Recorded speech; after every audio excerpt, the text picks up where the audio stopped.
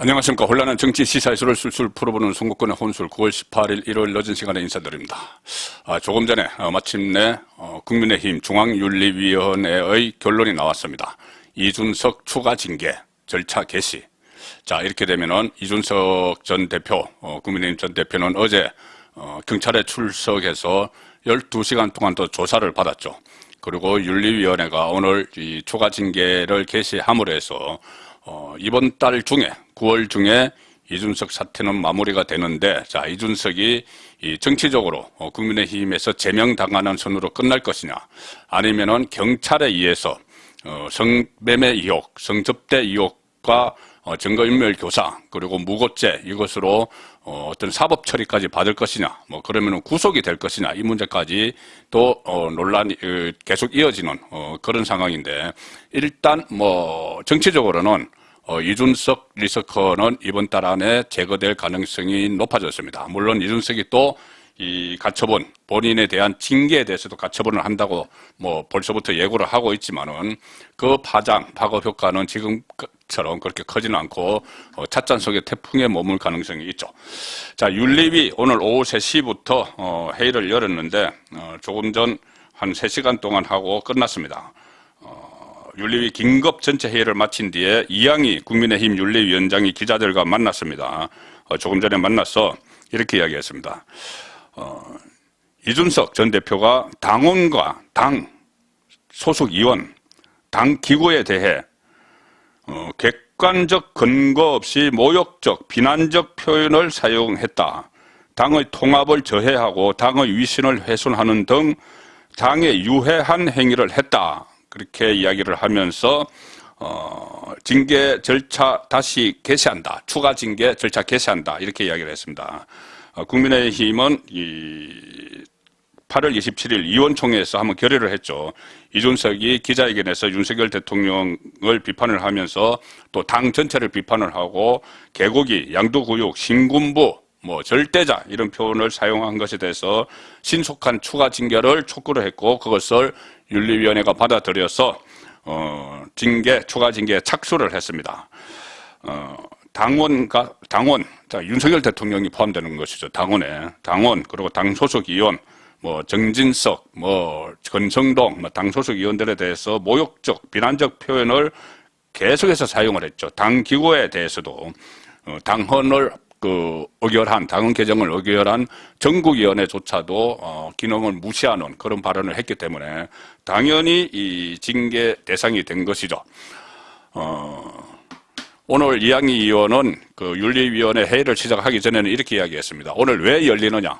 이준석은 윤석열 대통령이 해외 출국 중에, 해외 순방 중에 뭔가 자기를 음해할 것이라는 이야기를 했지만, 오늘 아침에 윤석열 대통령이 출국을 하기는 했죠. 그런데 그것과 상관없이 이양희 위원장은 윤리위원들께서, 윤리위원회 9명이 있습니다. 대부분 외부 전문가 교수들이죠.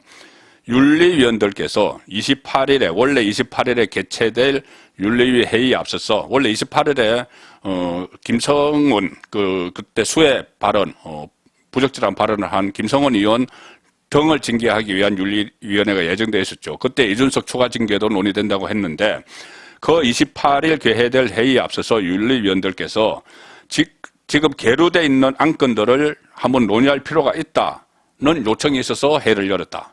자, 제가 한번 설명드린 대로 당규에 보면은 윤리위원회를 소집할 수 있는 권한은 당대표나 윤리위원장이나 윤리위원 3분의 1입니다. 자, 그래서 윤리위원 3분의 1 이상의 소집 요구가 있었기 때문에 소집을 한 것이다. 그리고 사실 이양희 위원장의 설명에 따르면 더 빨리 하자는 의견도 있었는데 9월 초에 추석 연휴가 시작됐기 때문에 미뤄진 것이다. 자, 그리고 또 하나, 이것이 이양희 위원장이 이야기한 것이 아니지만은 이양희 위원장 체제의 윤리위원회가 임기가 10월 중순에 끝납니다. 그래서 그 전에 매듭되기 위해서 이런 추가 징계를 심사를 시작하는 그런 일정을 오늘 발표를 한 거죠. 자, 추가 징계면 제명입니다. 왜 그러냐면은 이것도 윤리위원회 규정이 되어 있는데 1차 징계보다 더 중한 징계를 추가 징계에서는 내려야 한다. 내리도록 이렇게 딱 규정이 되어 있습니다. 그러니까 1차 징계는 원래 징계는 4단계가 있죠. 뭐 경고, 당원권 정지, 이 탈당 권유, 제명 이렇게 했는데 이준석은 탈당 권유를 받았습니다. 그것보다 더 중한 징계는 탈당 권유가 아니고 당원권 정지 6개월을 받았죠. 당원권 정지보다 더 중한 징계는 탈당 권유와 제명입니다.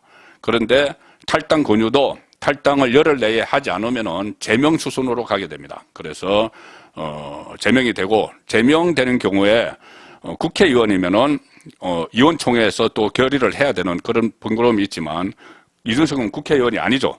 그러면 최고위원회에서 의결을 하도록 되어 있습니다. 지금 최고위원회 기능은 비대위가 하기 때문에 이준석은 결국은 제명이 될 수밖에 없는 그런 이 운명에 처한 거죠.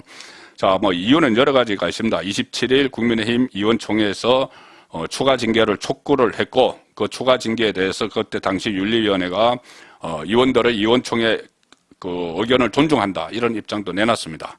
그런데 그 이후에도 9월 1일 이후에도 지금 9월 들어서도 계속 가처분 하면서 지금 5차 가처분 신청까지 내고 윤석열 대통령에 대해서 비난과 조롱을 계속하고 이 당내에서 또 마치 이 민주당과 호흡을 맞추는 것처럼 그런 식의 해당 행위를 했기 때문에 징계가 되는 것이죠. 그리고 28일에 앞서서 오늘 그 회의를 연 것은 윤리위원회가 징계 절차를 오늘 회의를 열어서 개시하기로 했다 이렇게 했죠. 개시한 것은 자 28일에 제명시키기 위한 통과 의례다 이렇게 보시면 됩니다.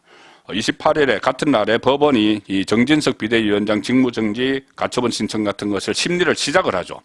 그런데 그날 당일 열어서 당일 윤리회를 처음 열어서 당일 그 이준석 안건을 올려서 이준석을 추가 징계한다, 제명한다. 이것은 좀 무리가 있기 때문에 심리 기간을 넉넉하게 두기 위해서 오늘 회의를 연 겁니다. 오늘 회의를 연 이유는 좀 전에 설명드린 대로 그 비대위원들의 요구가 있었고 또 원래 앞으로 더 일찍 하라고 하는데 추석이 있었고 또 그 국민의힘 의원들이 요구를 했고 이런 것도 있죠. 이런 것도 있고 또 일요일 날 그 회의를 소집한 것은 이 구인의 비대위원들이 전부 대학 교수나 전문가들이라서 직장이 있죠. 이양희 위원장도 성균관대 교수입니다. 자, 그렇기 때문에 평일에 하려면은 또 밤에 합니다. 저번에도 밤에 그 소집을 했죠. 퇴근 후에. 그래서 오늘 윤리를 한 것이지 이준석의 말처럼 윤석열 대통령이 없을 때 정광석화처럼 하려고 한 것은 아니다. 자, 그런 말씀을 드리겠습니다. 그래서 28일에 이제 제명이 되면은 그때 이 법원에서 가처분 신청 심리를 시작하는데 핵심은 그때 제명된 그 이준석, 그러니까 당원이 아닌 이준석, 그때 당원권이 이 정지가 된 상황에서는 그때 이준석 쪽에서 그런 이야기를 했죠. 왜 이 학생을 비유를 해서 정학을 당해서도 학생 아니냐 이렇게 이야기했는데 이제 퇴학이 되는 것이죠. 퇴학이 되면 학생이 아니죠. 당원이 아닌 것이 됩니다. 당원이 아닌 사람이 이 당에서 이렇게 의결한 이 당원 개정 또는 비대위원장, 비대위원 여기에 대해서 권한을 정지시켜달라고 가처분할 수가 없는 것이죠. 신청서를 제소할 자격이 없는 겁니다. 그러니 이렇게 되면은 법원에서는 각하, 이게 심리 대상이 안 된다 해서 각하를 할 가능성이 큽니다. 28일에 그것을 결정을 하지는 않죠. 그런데 28일에 그 법원이 결정을 하지는 않고 저번에도 주호영 비대위원장 직무 정지시킬 때 한 9일 정도 걸렸죠. 그런데 28일부터 한 9일 걸릴 텐데 그런데 28일에 이준석은 자격이 없어집니다. 자, 자격이 없어지기 때문에 또 법원이 아예 각하를 시킬 가능성이 높아지죠. 물론 뭐 일부에서는 소를 제기한 것이 그 전에 당원권 정지 상태일 때이기 때문에 이것을 다시 이준석이 소급해서 그 자격을 없앨 수는 없다. 자, 그래서 또 그 자격을 인정할 것이라는 말도 나오지만 어쨌든 지금 이것은 어떤 정치적으로 상당한 의미가 있는 것입니다. 자, 그리고 이것뿐이 아니죠. 이준석이 9월 달에 정리된다는 것은 어제 피의자 신분으로 서울경찰청 반부패 공공범죄수사대에 출석해서 무려 12시간 동안 조사를 받았습니다. 자, 어제 왜 또 조사를 했느냐, 토요일인데 이렇게 경찰은 설명을 했습니다. 범죄의 공소시효 만료가 일주일을 앞뒀다. 이 이야기는 뭐냐 하면은 지금 계속 이야기가 나왔죠. 뭐 이준석이 2013년 7월 8일에 성상납을 받았고 그것은 성매매 방지법에 의하면은 5년 동안 이 공소시효가 지났고, 5년의 공소시효가 지났고, 이것을 박근혜 당시 대통령을 아이카이스트로 가게 해서 알선 수재가 되려면은 7년인데, 이것도 지났다.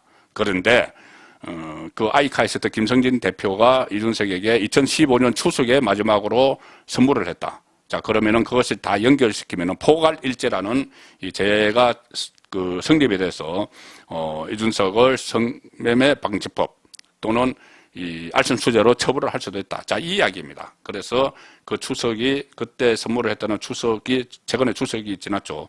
일주일 앞뒀기 때문에 불러서 조사를 한 것이다. 그러면 이것은 무슨 의미가 되냐면은 일주일 앞둔 공소시효 만료 전에 경찰이 발표를 하겠죠. 경찰이 발표를 합니다. 다음 주에 발표를 하면은, 지금 내일부터 시작되는 주에 발표를 하면은 그 혐의, 성매매를 만약에 공소시효로 처벌을 하지 못한다고 하더라도 성접대가 있었다는 이런 것이 확인이 되면은 윤리위에서 28일 날 최종 결정하는 윤리위에서 그것은 충분히 제명을 할 수 있는 사유가 되겠죠.